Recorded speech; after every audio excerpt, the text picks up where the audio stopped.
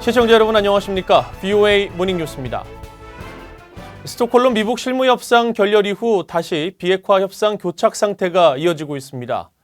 비관적인 전망이 높아지는 가운데 북한이 대륙간 탄도미사일 역량을 더욱 키워나가면 상황이 더 악화될 수 있다는 지적도 나왔습니다. 첫 소식은 오택성 기자가 보도합니다.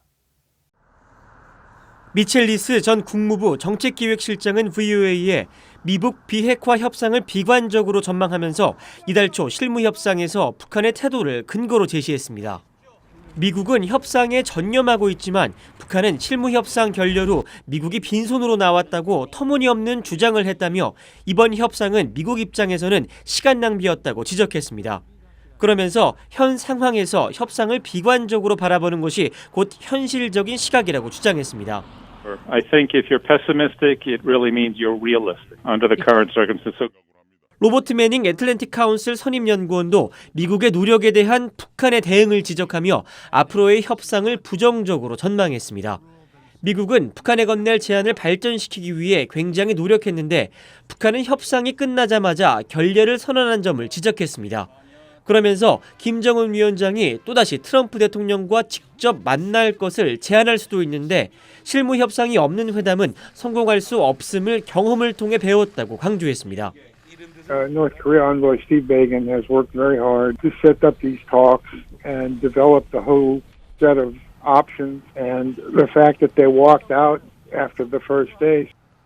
한편 로버트 칼린 전 국무부 정보조사국 북한정보분석관은 38로스 기고문을 통해 앞으로 몇 달 안에 북한이 핵탄두를 탑재할 수 있는 대륙간 탄도미사일 ICBM 개발에 근접할 것이라며 상황이 지금보다 훨씬 더 악화될 수 있다고 말했습니다.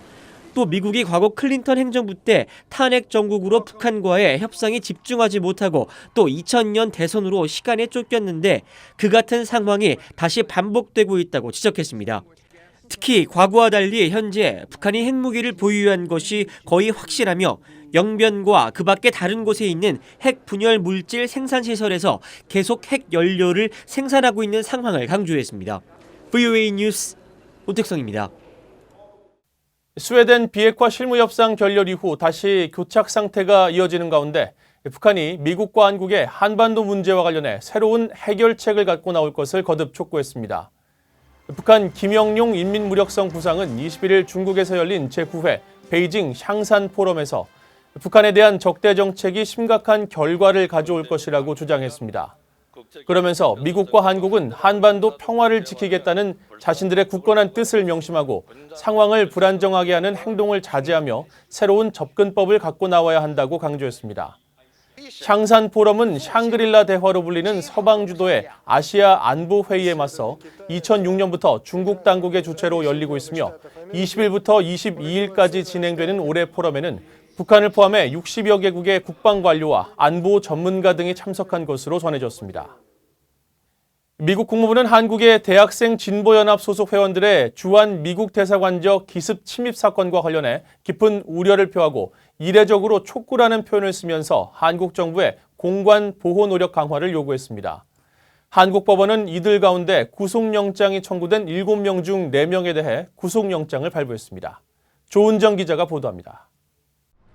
미 국무부 대변인실 관계자는 주한 미국 대사관저 난입 사건과 관련한 VOA의 논평 요청을 받고 한국이 모든 주한 외교 공관을 보호하기 위한 노력을 강화할 것을 촉구한다고 밝혔습니다. 이 관계자는 지난 18일 약 20명의 한국인들이 주한 미국 대사관저 단지에 불법 진입해 관저 침입을 시도했다면서 대사관의 요청에 따라 경찰이 단지 내로 진입해 불법 침입자들을 체포했다고 확인했습니다. 그러면서 우리는 이번 사건이 14개월 만에 일어난 두 번째 대사관저 불법 침입 사례라는 점에 강한 우려를 갖고 주목한다고 밝혔습니다. 주한 미국 대사관 역시 이날 대변인 명의 성명을 내고 같은 입장을 밝혔습니다. 한국 외교부는 강한 우려를 표하며 공관의 안녕을 교란하는 행위를 방지하기 위해 모든 적절한 조치를 하겠다고 밝혔습니다.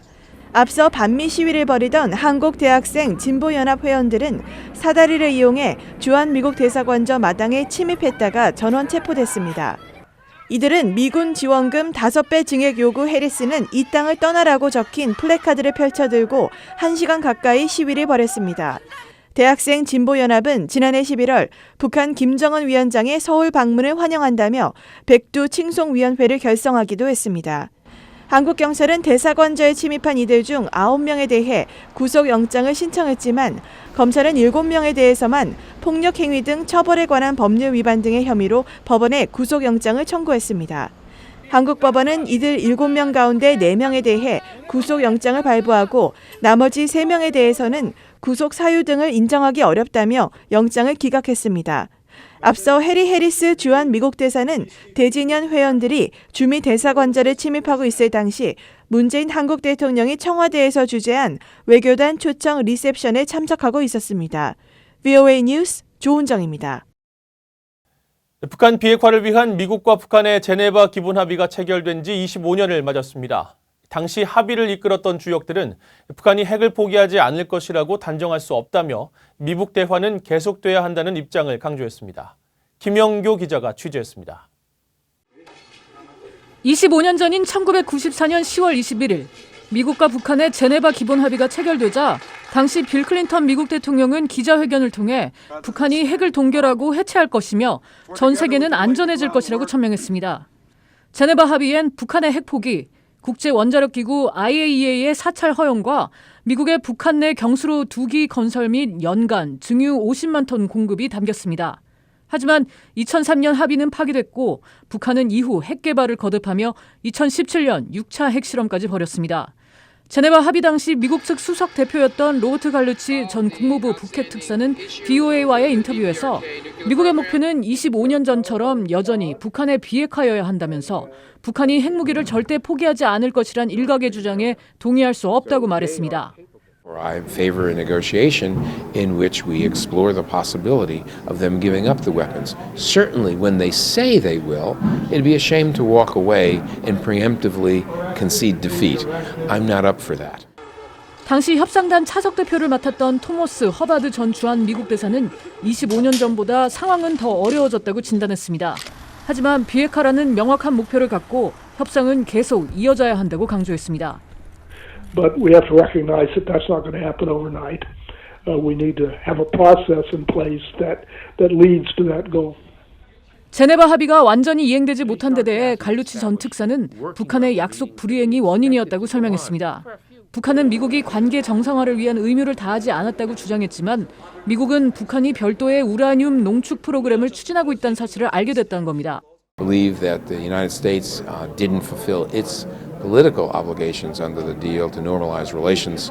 We were quite clear that they were violating the deal by pursuing a separate enrichment program, and the deal fell apart. 허바드 전 대사는 북한이 잘못한 건 맞지만 미국의 정치적 상황과도 맞물렸다고 말했습니다. 조지 부시 정권 들어 전임 클린턴 정부의 제네바 합의에 대한 반발이 많았다면서 제네바 합의를 수정하지 않고 무효화시킨 건 큰 실수라고 지적했습니다. 갈루치 전 특사는 1990년 당시 미북 관계 정상화는 준비되지 않았고 아직도 그런 문제가 있다면서 미국은 북한이 체제 변화에 두려움을 갖지 않게 하면서 어떻게 정상적인 관계를 구축해 갈 수 있을지 고민해야 한다고 말했습니다. VOA 뉴스 김영교입니다. 유엔이 태풍 링링의 피해를 입은 북한 수재민들을 위해 600만 달러 긴급 자금을 투입하기로 했습니다. 유엔은 중앙긴급구호기금 긴급대응자금에서 할당된 600만 달러로 태풍 링링의 피해를 입은 황해 남북도와 함경남도 취약계층에 긴급 식량과 영양 지원, 식수와 위생 지원을 할 예정입니다. 유엔 인도주의 업무조정국의 마크 로우코크는 중앙긴급구호기금 자금은 유엔과 구호단체들이 지원 규모를 신속히 확대해 태풍 피해로 생존의 위협을 받고 있는 많은 이들에게 생명줄을 제공할 것이라고 밝혔습니다. 유엔은 현장 조사단이 태풍 링링으로 인해 북한에서 재배된 콩의 60%가 훼손된 것을 확인할 수 있었다면서 가뭄에 더해 태풍 피해가 일어나 심각하고 만성적인 식량난으로 이어졌다고 설명했습니다. 유엔 안보리가 국제 적십자사의 인도 지원 목적의 대북 물품 반입 요청을 승인하고 웹사이트를 통해 승인 서한과 함께 물품 목록을 공개했습니다. 국제 적십자사가 반입을 요청한 물품은 북한 내 급수 개선 프로젝트를 위해 필요한 수도관 등 11개 품목으로 약 5,400만 달러 가량입니다. 유엔 안보리는 2020년 4월까지 해당 물품을 북한에 반입할 수 있다고 밝혔습니다. 국제 적십자사는 태풍 링링이 한반도에 상륙하기 직전인 지난달 6일 긴급 행동계획 명목으로 5만 7천 달러의 긴급 예산을 투입한 바 있습니다. 이상으로 VOA 모닝뉴스를 마칩니다. 시청해주신 여러분 고맙습니다.